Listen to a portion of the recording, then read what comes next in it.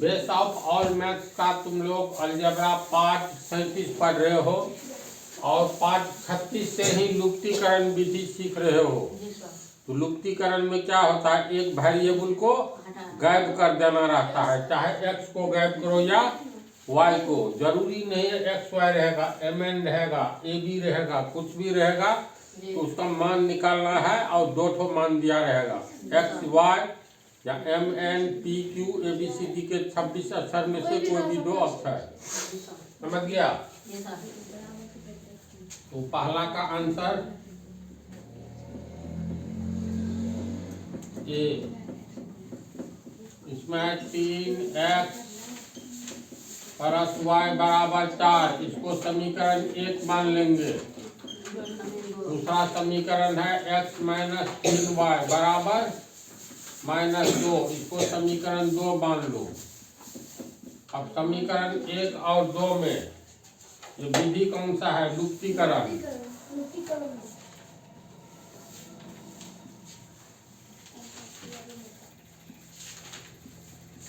x को उड़ाएंगे कि y को, इस पर निर्भर करता है।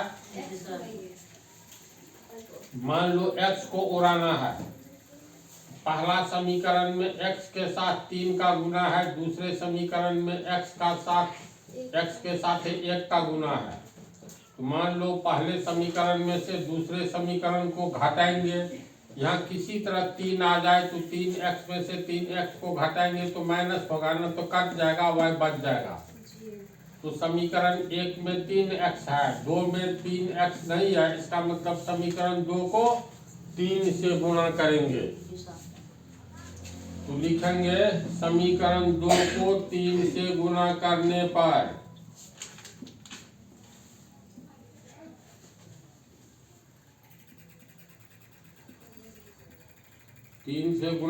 का अर्थ है समीकरण 2 को पहले लिख लेंगे। तो 2 है x माइनस 3y बराबर -2, इसको गुणा करेंगे 3 से। तो समीकरण का नियम है बराबर के पहले जो काम करेंगे बराबर के आगे वही काम करेंगे। तो बराबर के पहले भी 3 से गुणा करेंगे, आगे भी करेंगे। तो इसके लिए पूरे समीकरण को घेर दो, गुना 3 लिख दो। अब ये 3 का गुना बराबर के पहले वाले से भी होगा, बराबर के आगे वाले से भी। तो और 3 को x से गुना करेंगे 3x होगा, 3 को माइनस 3y से गुना करेंगे 3 या 9 माइनस 9y होगा, फिर बराबर 3 को -2 से गुना करेंगे 2 6 -6 होगा। इसको मान लो समीकरण 3। अब समीकरण 3 को देखो, 3x आ गया। समीकरण 1 में देखो तो 3x है, इसका मतलब समीकरण 1 में से 3 घटाओ या 3 में से 1 घटाओ तो बात होगा बराबर, क्योंकि 3x में से 3x घटेगा तो ऊपर भी कट जाएगा। इस समीकरण के 3x में से इस समीकरण का 3x घटाएंगे तो ऊपर भी कट जाएगा। इसीलिए लिखेंगे समीकरण 1 में से 3 घटाने पर या समीकरण 3 में से 1 घटाने पर बात हुआ बराबर। ठीक है, तो चलो लिखते हैं समीकरण 1 में से समीकरण 3 घटाने पर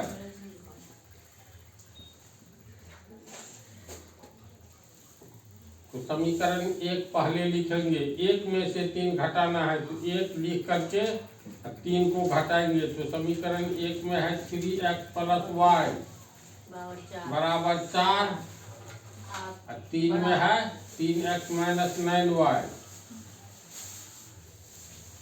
बराबर -6। घटाओ में क्या होता है, चिन्ह बदल जाता है, इसके पीछे कोई चिन्ह नहीं, प्लस। तो यहाँ प्लस का माइनस, माइनस का प्लस, यहाँ माइनस का प्लस। अब plus 3x minus 3x cut जाएगा, प्लस y और plus 9y plus 10y plus छिप गया, प्लस 4 और प्लस 6 प्लस 10 प्लस छिप गया। तो 10y बराबर 10 जैसे आया, और 10y बराबर 10,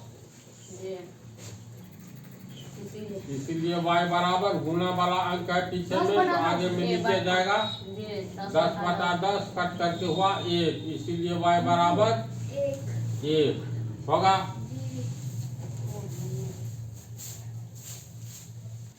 अब y का मान देखो 1 निकला, तो हम लोग को 4 समीकरण प्राप्त हुआ था, 2 मिटा दिए हैं। तो y का मान 1 पहला या दूसरा में रखेंगे, तो 1 में रखेंगे तो y का मान, तो x का मान वही आएगा जो समीकरण 2 में x का मान आएगा। किसी एक में रख सकते हैं, तो मान लो समीकरण 1 में y का मान रखे,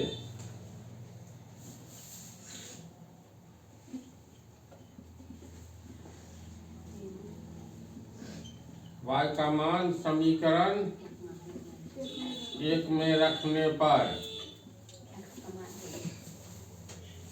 तो 1 में रखेंगे तो 1 हो गया 3x प्लस वाई बराबर 4, और 3x प्लस y का मान कितना 1, तो y की जगह 1 बराबर 4, और 3x बराबर 4 प्लस 1 आगे जाएगा तो माइनस 1, और 3x बराबर 4 में से 1 गया 3, इसीलिए x बराबर 3, गुना है तो नीचे आ जाएगा 3/3 बराबर 1, इसलिए x बराबर 1 तथा y बराबर 1 आंसर। समझा इसको?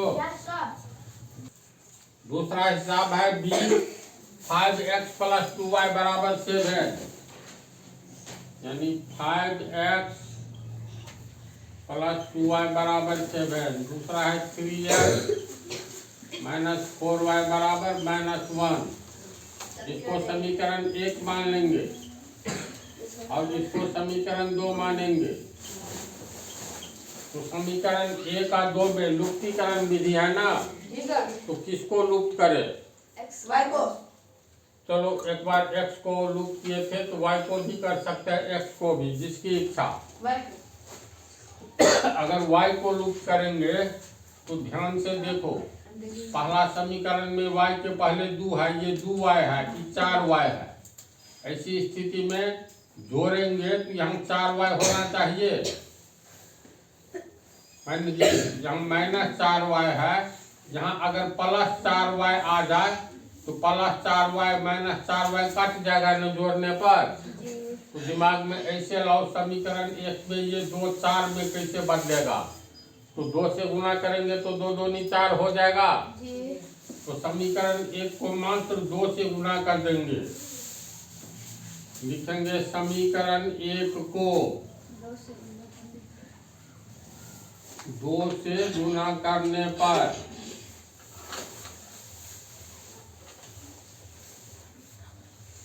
तो एक समीकरण लिखेंगे 5x प्लस 2y, गुना करेंगे किससे? 2 से। तो देखो 2 पंचे 10x प्लस 2 दूनी 4y बराबर 2 सत्ते 14। ये हो गया समीकरण 3। अब समीकरण 2 और 3 को मिलाओ तो समीकरण 2 में -4y है, समीकरण 3 में +4y है।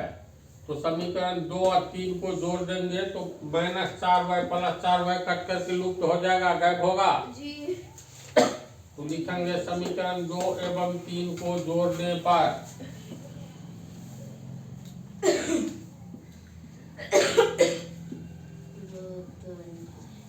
एवं 3 को जोड़ने पर 2 हो गया तुमको 3x -4y बराबर -1, 3 हो गया 10x प्लस 4y बराबर जोड़ेंगे तो 3 और 10 13x, माइनस के आगे प्लस के आगे मिल गया तो कट गया, -1 है प्लस 14 है तो कितना होगा? +13 प्लस 6 गया। इसीलिए x बराबर 1, इसलिए x बराबर। अब x का मान समीकरण 1 2 3 जिसमें बैठाओ, तो मान लो चलो समीकरण 1 में बैठाते हैं। तो समीकरण 1 में x का मान रखने पर